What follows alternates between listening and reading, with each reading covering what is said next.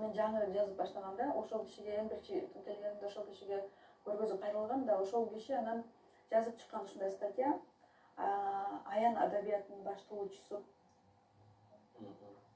деп ошо аян адабияты деген ушундай пайда болду деп эсептеймин деп жазып чыккан. Анан албетте бул сөздү мен да айтпадым, көптөр да кайрылган жок. Эми ушул мүмкүн ушундай агым пайда болор.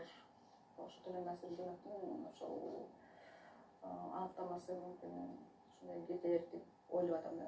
Сулайман агай, негизи мындай күч, мындай күч бар деле бериле бербесе, өзүңүз айткандай болбосо бар эле ушинтип баягы кеч келген сырдуу күчтөр улам келечекти көрө билип баягы ушунча баягы көлөмдүү эмелер чыгармалар жаралбайт эле да.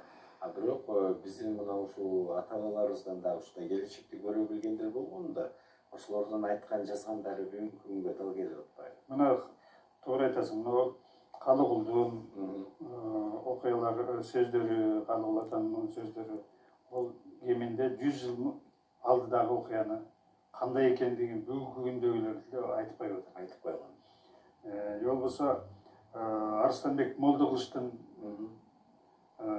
баягы дастандары, заман акындары деп ошол кездеги реалдуу окуялардан алардын өнүгүшү менен жүрүп отуруп алдыда эмне боло тургандыгы, адамдардын мүнөзү каяка баратат, адамдардын мамилеси каяка баратат, заман каяка баратат, ошондон эле алар алдыны көрө билип жыйынтык чыгарып коюшкан да. Муну кээде баягы көсөмдүк, көрө билүүчүлүк, же болбосо аян берип атат дегендей кабылдаса болот да. Деги эле баягы адам пенде кандай гана жакшы иш жасасаң, ал Кудайга, жаратканга байланыштуу деген сөз бар эмеспи? Кандай улуу нерсени жасасаң, мен жасап койдум деп мактанба, ал Кудайдан. Бардык жакшы нерсе Кудайдан. Ошол Кудай Таала ошол айрым касиеттүү адамдарга ошол нерсени берип коет деген бул түшүнүк ар бирибизде эле жашайт. Кээде бир мен өзүм деле турмушумда жакшы бир ойлор капыстан келип калат. Мен аны шунчалык момунтуп атып, мээни момду жанчып атып ойлоп жибердим дегенде мен алысмын да. Антип биз мактанганда болбойт. Жакшы ойлор жанагындай бир Алла Таала берип койсо бул ажайып эмес.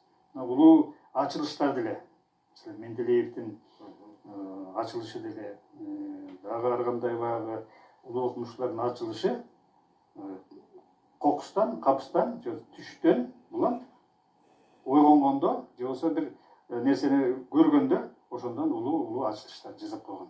Бул бекер эмес деп ойлойм. Эгер бежибиздин ушундай бир жакшы сапаттары мисалы үчүн айтып атпайбы, азыр бир учурда келип агылып, ошол жерде баягы мени айт деп айттырып, анан ошондой учурларда кээде баягы азыркы баягы заманбап үлгүдөгү диктофондорго жаздырып калып, кийин өзүңүз угуп, аны кайра китепке көчүрөсүз да. Бул диктофондордо жок болчу да, магнитофонго Каныке айтты.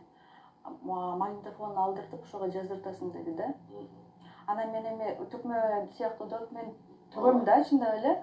Бирок башында комуз алып, комуз менен кошуп төктөбөгөн үчүн мен кийин маркум Элмирбек Иманалиев менен булар менен да кош төкмөчүлүктө бирге болоюн деп аракет кылдым. Анткени Элмирбекти көргөндө меники төгүлө берчү да.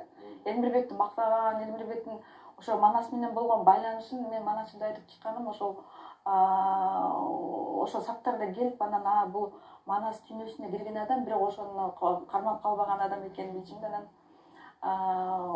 комуз жүргөнүп келди берчи ал. Ошентип төкмөлөргө кошулбай калганым ошондон болду. Анан убактымда тар болбой калып, анан бирок ошо кийин мен айттым, мага мен монтип поэзия түрүндө төгөйүн. Анткени төгөм да аларды кандай бирок силе комуз менен ырдагыла десем, ал макул болбой атты да. Көпкө чейин макул болбой атты. Комуз менен ырдаш керек деп ошол, бирок ана макул эле болгондо мен Турцияга көп чакырып калып, международный фестивалдарга көбүрөөк кетип калып, алар менен аралашпай калдым да.